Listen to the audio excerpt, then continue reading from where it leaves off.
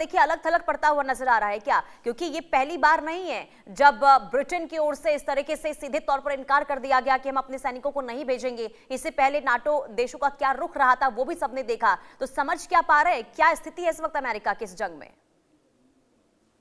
देखिए, ये तो साफ है कि अमेरिकन प्रेसिडेंट को करीब करीब सभी देशों ने मना कर दिया। हम्म। यूरोपियन देशों ने भी मना कर दिया, जापान ने भी, ऑस्ट्रेलिया ने भी, साउथ कोरिया ने भी, भारत ने भी कह दिया कि हम तो शांति के पुजारी हैं। चीन और रशिया तो पहले से ही कह रहे थे। जी। लेकिन ये सफिशिएंट नहीं है। मान लीजिए सबने मना कर दिया, जिस तरकीब से मना किया वो समझने की बात है। हम्म। ब्रिटेन के प्राइम मिनिस्टर कह रहे हैं कि हम अपने बच्चों को आपके युद्ध में मरने के लिए नहीं भेजेंगे। हम्म। यानी पूरा का पूरा नाटो बुरी तरह से डरा हुआ है ईरान से। मरने के लिए वो पहले ही एज्यूम कर रहे हैं। यही बात मैं पहले से कहता रहा हूँ कि नेटो कंट्रीज, अब डोनाल्ड ट्रंप का कहना सही है कि वो डरपोक हैं, कमजोर हैं, कागजी शेर हैं। ऐसे समय में जो बाकी डोनाल्ड ट्रंप ने जितनी भी गलतियां की हो मान लिया, वो कितना भी मर्क्यूरियल लीडर हो मान लिया, लेकिन वो युद्ध किसके लिए इस समय कर रहा है, ये पॉइंट के ऊपर क्या स्ट्रेट ऑफ हॉर्मुज को खुलना चाहिए। हम्म। स्ट्रेट ऑफ हॉर्मुज में अब तक लोग केवल तेल तेल की बात कर रहे थे। वो ये नहीं समझ रहे कि इस तेल के अलावा यहाँ से 30% फर्टिलाइजर भी जाता है, व्यापार होता है। जी। यहाँ से 30% हीलियम का भी व्यापार होता है। अब अगर हीलियम नहीं है तो आपके अस्पतालों में एमआरआई नहीं हो पाएगा, और अगर फर्टिलाइजर नहीं है तो अन्न पैदा नहीं हो पाएगा। हम्म। यानी कि संकट कितना बड़ा है। और ऊपर से एक ईरान का पैटर्न रहा है लड़ाई का। यानी कि जो इसराइल या अमेरिका अटैक करते हैं उसी तरह का वो करता है। जी। इन्होंने स्कूल पे किया, उसने किंडरगार्टन पे किया। इन्होंने वहां पे एनर्जी ठिकानों पे किया, उसने एनर्जी ठिकानों पे किया। इन्होंने हम्म। न्यूक्लियर ठिकानों पे किया, उसने न्यूक्लियर ठिकानों पे किया। अब जो अटैक किया गया है वो दो यूनिवर्सिटीज पे किया गया है और एक वाटर सोर्स पे किया गया है। और वो हम्म। वाटर सोर्स कितना बड़ा है? 1 करोड़ लीटर। 1 करोड़ लीटर। अब अगर वो वाटर सोर्स का, अब उसने भी वापस कहा कि हम भी जो अमेरिकन लिंक्ड यूनिवर्सिटीज है मिडिल ईस्ट में, हम उन पर अटैक करेंगे। यानी कि आने वाले समय में पानी के ऊपर अटैक, वहाँ की शिक्षा यानी कि यूनिवर्सिटीज के ऊपर अटैक कितना बड़ा होगा। नुकसान हम्म। पूरी दुनिया को। पूरी दुनिया के नुकसान के लिए अपने आप को दुनिया में इंटरनेशनल कम्युनिटी कहने वाले लोग अगर ऐसे समय में स्ट्रेट ऑफ हॉर्मुज को खुलवाने के लिए काम नहीं करेंगे तो फिर कब करेंगे? सवाल ये है। जो ह्यूमैनिटी की बात करते हैं वो ह्यूमैनिटी में ये नहीं समझ रहे कि कितना बड़ा नुकसान होने वाला है। ऐसे में सबको मिलके इसे खुलाना चाहिए। आपस में एक दूसरे से रंजिश उसे बाद में करते रहेंगे। ये मुझे लगता है कि ईरान ने इतना डरा दिया है। खास तौर पे जब से जेराल्ड फोर्ड वापस गया है और खुद डोनाल्ड ट्रंप ने एक्सेप्ट किया है कि साहब इसमें 17 एंगल से मिसाइल दागी गई और जिसकी वजह से हमें वहां से भागना पड़ा।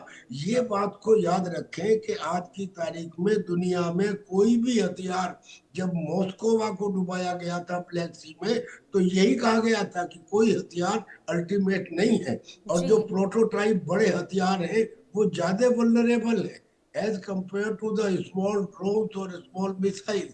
तो हम्म। ये दुनिया को अब समझना होगा और दुनिया को एक साथ आना होगा। हम्म। अगर कांटा लग जाता है तो कांटे को निकालने के लिए कांटे का ही इस्तेमाल करना पड़ता है। यानी कि इस वक्त या तो ईरान के ऊपर प्रेशर बनाए, नहीं बनता है तो फिर उसके साथ लड़ाई ही जरूरी है ताकि हॉर्मुज को खुलवाया जा सके। बिल्कुल। और देखिए हॉर्मूज को लेकर लगातार क्या रुख रहा है ईरान का, ये सभी सभी जानते ही हैं। और अब क्योंकि बार बार जब अमेरिका की ओर से चेतावनी दी जाती है तो और भी ज्यादा आक्रामक ईरान नजर आता है। इजरायल हमले करता है तो इसके बाद और भी ज्यादा आक्रामकता दिखाता है ईरान, जो आपने भी कहा। लेकिन रवि अरोड़ा सर, जरा आप ये समझाइए कि अब क्योंकि 1 महीना पूरा बीत चुका है, हम देख रहे हैं कि लगातार देखिए जो जो चाहते थे डोनाल्ड ट्रंप, जो अमेरिका चाहता था, जो इजराइल चाहता था, वो तो लग नहीं रहा कि इस युद्ध में दोनों देश हासिल कर पाए हैं। लेकिन क्या इन सभी देशों को इस बात का कोई अंदेशा नहीं है कि हमले अगर इसी तरीके से जारी रहते रहे तो आखिर कितना नुकसान होगा, ना सिर्फ इन देशों का बल्कि बाकी देशों पर भी असर पड़ रहा है। क्या इन्हें ये समझ नहीं आ रहा है? पुनीता जी, पूरी दुनिया समझ रही है। सबसे बड़ी बात यह है कि जिस प्रकार से आप समझिए कि आज दुनिया के अंदर कई किसी भी मुल्क के अंदर जब युद्ध होता था तो यह बात तय होती थी कि अमेरिका किसके साथ खड़ा है। लेकिन आज अमेरिका के राष्ट्रपति डोनाल्ड ट्रंप लगातार पूरी दुनिया से आह्वान कर रहे हैं, न सिर्फ नाटो देशों से बल्कि पूरी दुनिया से उन्होंने आह्वान किया कि किस प्रकार से स्टेट ऑफ हार्मुज को लेकर वो आगे आए, पर उनके साथ कोई खड़ा नजर नहीं आ रहा। वह पूरी तरह से अकेले नजर आ रहे हैं। मतलब साफ है कि डोनाल्ड ट्रंप ने अमेरिकी साख को पूरी तरह से गिरा कर रख दिया है, और वो उनका शायद यही कारण है कि जिस प्रकार से उनकी सनक कहीं ना कहीं दुनिया को एक नए रास्ते पर लेकर जा रही है। जिस प्रकार से उन्होंने वेनेजुएला पर कब्जा किया, जिस प्रकार से उन्होंने ईरान पर हमला किया, बात अब क्यूबा की चल रही है, मतलब और कभी वो ग्रीनलैंड की बात करते हैं। मतलब सिर्फ उन्होंने ऐसा नहीं है मिडिल ईस्ट को, मतलब तेल के इस खेल के अंदर जिस प्रकार से उन्होंने मिडिल ईस्ट के कई देशों को सुरक्षा देने के नाम पर युद्ध में झोंक रखा है, और की तरफ से जवाबी कार्रवाई नहीं हो रही है। लेकिन क्योंकि जितने मिलिट्री बेस है अमेरिका के, वहां पर जिस प्रकार से ईरान हमले कर रहा है, उसके बाद कहीं ना कहीं जबरदस्ती कई मुल्क इसके अंदर आ चुके हैं। लेकिन सच्चाई यह है कि आज अमेरिका के साथ शायद मिडिल ईस्ट के वो देश भी नहीं चाहते कि इस प्रकार से जंग आगे बढ़े, लेकिन मजबूरी बन चुकी है क्योंकि अमेरिकी मिलिट्री बेस वहां पर है। तो ऐसे में एक साख जो अमेरिकी साख थी वो पूरी दुनिया में गिरती नजर आ रही है, और साफ दिखाई दे रहा है कि दुनिया के कोई भी देश अभी फिलहाल इस युद्ध के पक्ष में नहीं है, क्योंकि दुनिया में जिस प्रकार से ऊर्जा सेक्टर के अंदर कमी आई है, जिस प्रकार से पूरी दुनिया के अंदर कहीं ना कहीं लॉकडाउन जैसे हालात हो चुके हैं, और इसकी तुलना जो कोरोना से होने लगी है कि इस प्रकार से हालात बन चुके थे पूरी दुनिया में।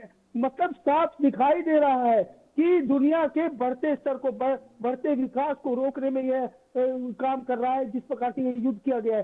तो ऐसे में कहीं ना कहीं पूरी दुनिया आज समझ भी रही है, और डोनाल्ड ट्रंप के खिलाफत करके कहीं ना कहीं जिस प्रकार से ब्रिटेन के प्रधानमंत्री ने स्पष्ट कर दिया, जबकि अभी जिस प्रकार से पीछे लग रहा था कि शायद वो साथ खड़े हो जाएंगे अमेरिका के, लेकिन अब जिस प्रकार से उन्होंने स्पष्ट कर दिया और वो नाराज भी नजर आ रहे हैं। तो ऐसे में वो अपने जो ब्रिटिश बच्चे हैं उनको जब वो बात कर रहे हैं तो मतलब साफ उनको नजर आ रहा है कि यह युद्ध सिर्फ अब युद्ध नहीं रहा, यह पूरी तरह से कहीं ना कहीं यह हारा हुआ युद्ध है अमेरिका का। और डोनाल्ड ट्रंप बार बार अपनी तारीफ अपनी पीठ थपथपा रहे हैं उन्हें, तो जबकि अभी उनके ही देश में अमेरिका में भी कहीं ना कहीं विरोध फूटना शुरू हो चुका है। मैं आपको दिखा दूंगा थोड़े दिन में कि किस प्रकार से अमेरिकन पर जब हमले हो रहे हैं जिस प्रकार से, तो ऐसे में कहीं ना कहीं अंदरूनी आवाज उठनी शुरू हो जाएगी, और कई अधिकारी इस्तीफा भी दे चुके हैं।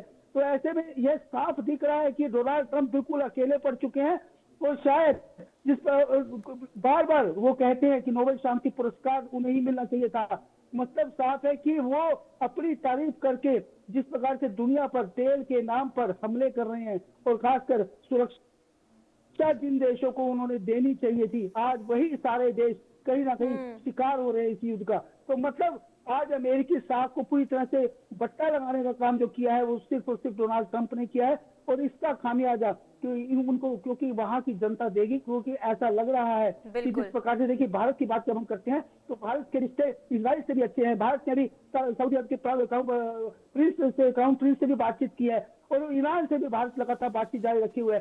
तो कोई भी देश कभी भी, आपको बता दूं आज के जो हालात है वो डोनाल्ड ट्रंप के साथ नहीं जाएगा, और पूरी तरह से पूरी दुनिया चाहती है फिलहाल यह युद्ध रोक दिया जाए, क्योंकि स्टेट ऑफ हार्मुज पर जिस प्रकार से नाकाबंदी कर दी गई है, जबकि डोनाल्ड ट्रंप कह रहे हैं कि हमने पूरी तरह से उस पर कब्जा कर लिया है। लेकिन सच्चाई यह है कि वहां से कोई भी जो है तेल का जहाज नहीं जा सकता, अगर वो जाएगा तो उसको ईरान की परमिशन लेनी ही होगी, IRGC से छोड़ने वाली नहीं है। तो ऐसे में सवाल खड़ा होता है कि पूरी दुनिया के ऊर्जा सेक्टर को अगर आप इस प्रकार से बाधित कर देंगे और आपकी गलतियों को खामियाजा आखिर पूरी दुनिया बिल्कुल, इससे ये समझ सकते हैं कि देखिए ईरान ने ये समझ लिया है कि कैसे ईरान इजराइल और अमेरिका की नब्ज को दबाना है, और वो है स्ट्रेट ऑफ हॉर्मुज, और जिस पर जो पाबंदी लगाई गई है इससे देखिए बाकी देशों में अस्थिरता का दौर देखिए शुरू हो चुका है। कई देश ऐसे हैं जहां पर आपातकाल तक लगा दिए गए, तो आप समझिए कि क्या स्थिति बनी हुई है। लेकिन टीपी त्यागी सर, अब इस मोड़ पर आकर जब 1 महीना बीत चुका है, ऐसे में जब अलग अलग देशों ने भी इनकार कर दिया है अमेरिका की मदद के लिए, अब आगे क्या समझ पा रहे हैं अमेरिका अब क्या कर सकता है? क्योंकि एक तरफ तो युद्ध विराम की बात करते हैं, दूसरी तरफ तैयारी भी वो कर रहे हैं, और अब तो ये भी खबर सामने आ रही है कि जमीनी हमलों की भी यहां पर योजना बनाई जा रही है डोनाल्ड ट्रंप की ओर से। अगर ऐसा होता है तो क्या ये माना जाए कि आगे आने वाले दिनों में युद्ध विराम तो नहीं, लेकिन ये वॉर जो है वो बहुत ज्यादा बढ़ता हुआ नजर आएगा? जी, बिल्कुल सही कह रही हैं आप। बिल्कुल सही कह रही हैं। देखिए, ईरान जो है, ईरान का एरिया है 20 लाख स्क्वायर किलोमीटर। जो खर्ग आइलैंड है उसका एरिया है 20 स्क्वायर किलोमीटर। यानी कि खर्ग एक छोटा आइलैंड है as compared to Iran is a big country. जी। तो ईरान में मेन लैंड में ग्राउंड ऑपरेशंस करने का मैं समझता हूँ सवाल ही नहीं उठता। कोई पागल आदमी ही वहां पे ऐसा करेगा, क्योंकि वहां पे ज्योग्राफिकल कंडीशंस ऐसी हैं। वहां के जो जागरोस पर्वतों की न टूटने वाली श्रृंखला है, वहां का जो रेगिस्तान है, और वहां के जो आईआरजीसी के करीब 6 से 7 लाख लड़ाके हैं, और जो उनकी तरह का शौर्य है, उनका बाउल छोटा है जबकि वेस्टर्न कंट्रीज का बाउल बड़ा है। यानी कि वो मुसीबत में भी रह के लड़ सकते हैं, वेस्टर्न कंट्रीज नहीं लड़ सकती। तो ईरान में तो लगता नहीं। और इतिहास भी बताता है कि आज तक कोई ईरान के ऊपर विजय नहीं कर पाया, अलावा उसके थोड़े से हिस्से खुरासान पे मंगोल्स के अलावा 6वीं 7वीं शताब्दी में। अब बात बचती है कि खर्ग आइलैंड के ऊपर वो कर सकते हैं, वो कर सकते हैं, उसमें सफल भी हो सकते हैं, क्योंकि वो छोटा आइलैंड है। ईरान के पास बेशक 6 लाख आर्मी है और ये केवल 50,000 ट्रूपर्स का इस्तेमाल करेंगे, लेकिन क्या वो 6 लाख आर्मी उस 20 स्क्वायर किलोमीटर के एरिया में तैनात की जा सकती है? सवाल ही नहीं उठता, क्योंकि उन्हें डिग इन करना पड़ता है, कम रहते हैं। तो एरिया ऑफ डिप्लॉयमेंट भी तो चाहिए। इट जी। मीन्स के अमेरिका अपने वो जो उसके यूएस है, त्रिपोली है, और जो और 3 डिस्ट्रॉयर शिप्स हैं, एम्फीबियस शिप्स हैं, उससे हमला कर सकता है। लेकिन हमला करने के बाद, ऑक्यूपाई करने के बाद भी उसको काफी समय तक रिटेन नहीं कर सकता, क्योंकि वहां से करीब 25 किलोमीटर दूर ईरान है, और ईरान की आर्टिलरी की डायरेक्ट रेंज में ये जगह होगी, तो लंबे समय तक उसको ऑक्यूपाई करके नहीं रख सकता। लेकिन हाँ, अगर कब्जा कर लेता है और अगर उससे उसका 90% ऑयल ईरान का दुनिया के लिए जाना बंद हो जाता है, तो ऐसा अनुमान लगाया जा रहा है कि ईरान पर प्रेशर पड़ेगा और वो स्ट्रेट ऑफ हॉर्मुज को खोल सकते हैं। एक दूसरी बात, जी। और 2-3 आइलैंड हैं स्टेट ऑफ हॉर्मुज में जिनके ऊपर अमेरिका कब्जा कर सकता है। पर अब सवाल ये है कि अमेरिका